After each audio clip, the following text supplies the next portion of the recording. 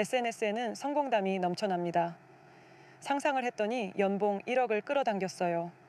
시각화 한 달 만에 꿈을 이루었어요. 이런 이야기를 보면 어떤 생각이 드시나요? 정말 부럽다. 나도 해볼까? 이런 허황된 이야기가 사실일 리 없잖아. 여러분은 어느 쪽인가요? 끌어당김의 법칙을 믿는 사람인가요? 아니면 말도 안 되는 이야기라고 생각하는 사람인가요? 사실 저도 처음엔 끌어당김은 말도 안 되는 일이라 생각했습니다. 생각만 하면 된다고? 그럼 다들 원하는 것을 이루지, 이게 말이 돼? 이렇게 비웃기까지 했죠. 저는 극 현실적인 ESTJ여서 끌어당김을 믿기가 정말 어려웠습니다. 그런데 가장 힘들었던 해에 제 생각이 바뀌기 시작했습니다. 지푸라기라도 잡는 심정으로 시각화와 확언, 끌어당김을 다시 공부했고 막연했던 확언과 시각화를 제대로 하는 방법을 알고부터 삶이 달라졌거든요. 그 과정에서 끌어당김이 되는 사람과 되지 않는 사람의 결정적 차이를 알게 되었습니다. 먼저 끌어당김의 법칙이 허황된 이야기로 여겨지는 이유를 곰곰이 생각해 봤습니다. 저 역시 그랬으니까 충분히 이해해요. 가장 큰 문제는 설명 방식에 있다고 봅니다. 상상하면 이뤄진다는 말은 마치 요술 램프를 비비면 지니가 나와서 소원을 들어주는 것처럼 들리거든요. 당연히 말도 안 된다고 생각하게 되죠. 두 번째 문제는 개인차를 완전히 무시한다는 점입니다. 어떤 사람은 상상력이 뛰어나고 어떤 사람은 의심이 많아요. 같은 방법을 써도 결과가 다를 수밖에 없는데 마치 모든 사람에게 똑같이 작동하는 만능 공식처럼 포장되는 경우가 많죠. 세 번째로는 과장된 홍보 때문입니다. 일주일 만에 끌어당겨졌다. 1년 뒤 몇 척을 벌었다. 같은 표현들이 사람들의 기대치를 비현실적으로 높여놓거든요. 그러다 보니 실망하는 분들이 생기는 거죠. 하지만 제가 직접 경험해본 끌어당김의 법칙은 이런 허황된 이야기와는 거리가 멀었습니다. 훨씬 더 현실적이고 체계적인 과정이었어요. 물론 저도 제대로 된 방법을 이해하기까지 몇 년이 걸렸습니다. 그 과정에서 이게 맞는 건지 정말 되긴 하는 건지 방황하고 헤매는 시간이 많았어요.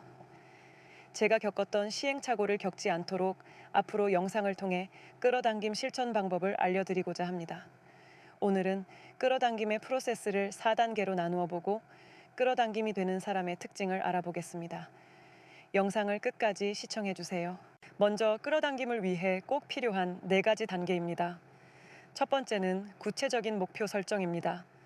막연히 돈이 많았으면 좋겠다가 아니라 부수입 500만 원을 몇 월 며칠까지 벌겠다.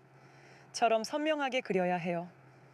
뇌는 애매한 지시보다 명확한 목표에 훨씬 잘 반응하거든요. 명확한 기준과 기한이 있는 것이 좋습니다. 두 번째는 감정 상태를 바꾸는 겁니다.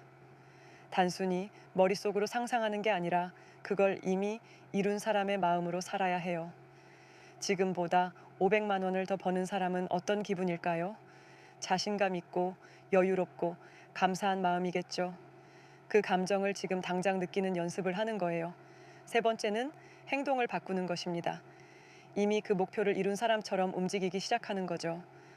월 500만 원을 더 벌고 싶다면 그런 사람이 입을 만한 옷을 입고 그런 사람이 갈 만한 곳에서 네트워킹하고 그런 사람이 가져야 할 기술을 배우는 식으로요. 네 번째는 믿음을 계속 유지하는 겁니다. 의심이 들 때마다 다시 그 감정 상태로 돌아가는 연습을 반복해야 해요. 이게 가장 어려운 부분이에요. 현실이 아직 따라오지 않을 때도 믿음을 잃지 않는 것 말이죠. 이미 받은 것처럼 행동해야 합니다. 끌어당김의 원조격인 형이상학의 구루 네빌 고다드는 성경에 끌어당김의 원칙이 있다고 했는데요. 마가복음 11절 24장에는 이런 말이 나옵니다.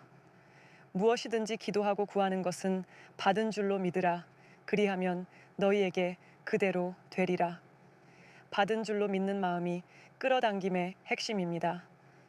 저는 성공학과 관련된 수많은 책을 읽고 실천해 보면서 끌어당김의 법칙이 허황된 상상놀이가 아니라는 걸 깨달았습니다. 심리학에서 말하는 자기 실현 예언과 비슷한 원리더라고요. 내가 성공할 거라고 진심으로 믿으면 성공을 위한 기회를 더 잘 포착하게 되고 적극적으로 움직이게 돼서 실제로 성공할 확률이 높아지는 거죠. 물론 모든 사람이 똑같이 성공하는 건 아니에요. 왜 어떤 사람은 잘 되고 어떤 사람은 안 될까요? 먼저 가장 큰 차이는 진짜 믿음과 가짜 믿음에 있더군요. 입으로는 난 성공할 거야 라고 하면서도 마음 깊은 곳에서는 어차피 안 될 텐데 라고 생각하는 분들이 정말 많아요. 개인의 성향도 중요해요. 상상력이 풍부한 사람, 긍정적인 사람, 끈기 있는 사람일수록 유리하죠. 반대로 의심이 많고 부정적이며 쉽게 포기하는 사람은 어려움을 겪을 수 있어요. 하지만 이런 성향도 연습으로 충분히 개선할 수 있다고 봅니다. 참고로 저는 정말 부정적이고 의심이 많은 사람이었습니다. 사실 지금도 그래요. 제가 할 수 있으니 여러분도 가능합니다. 실제로 끌어당김의 법칙에는 과학적 근거도 있어요. 뇌과학 연구를 보면 우리가 특정한 것에 집중하면 뇌의 망상 활성화계가 관련 정보를 더 잘 포착한다고 해요. 빨간 차를 사고 싶다고 생각하면 길에서 빨간 차가 더 자주 눈에 띄는 것과 같은 원리죠. 긍정적인 감정을 유지하면 스트레스 호르몬이 줄어들고 창의성과 문제 해결 능력이 향상된다고도 하고요. 하지만 끌어당김의 법칙에도 한계는 분명히 있어요. 물리 법칙을 거스를 수는 없고 다른 사람의 자유의지를 강제할 수도 없죠. 또한 생각만 하고 노력을 하지 않으면 이루어지지 않아요. 끌어당김의 법칙은 마법이 아니라 도구예요. 올바르게 사용하면 도움이 되지만 만능 해결책은 아니라는 걸 인정해야 해요. 그렇다면 끌어당김의 법칙을 제대로 써보려면 어떻게 해야 할까요? 제가 가장 중요하다고 생각하는 건 어린아이의 마음을 되찾는 거예요. 아이들을 보면 집착하지 않고 쉽게 기뻐하며 빨리 잊어버리죠. 이런 유연함이야말로 끌어당김의 핵심이라고 생각해요. 이 내용은 다른 영상에서 다시 한번 자세히 다뤄보겠습니다. 끌어당김의 법칙이 허황된 이야기인지 아닌지는 결국 여러분이 어떻게 접근하느냐에 달려 있어요. 마법처럼 생각하면 실망할 수 있지만 자기 개발의 한 방법으로 받아들이면 분명히 도움이 될 거예요. 중요한 건 과도한 기대보다는 꾸준한 실천이라고 생각합니다. 그럼 다시 한번 오늘 이야기의 핵심을 정리해 보겠습니다. 첫째, 끌어당김의 법칙은 단순한 상상이 아니라 내면 변화부터 시작되는 체계적인 과정이에요. 둘째, 개인차가 존재하므로 자신에게 맞는 방법을 찾아야 해요. 셋째, 과학적 근거는 있지만 만능 해결책은 아니므로 현실적인 기대를 가져야 해요. 넷째, 어린아이 같은 순수하고 유연한 마음가짐이 가장 중요해요. 네 가지를 꼭 기억해 보세요. 앞으로도 저 셀루미와 함께 풍요를 끌어당기는 삶을 살았으면 좋겠습니다. 풍요는 지금 바로 여기에 있습니다.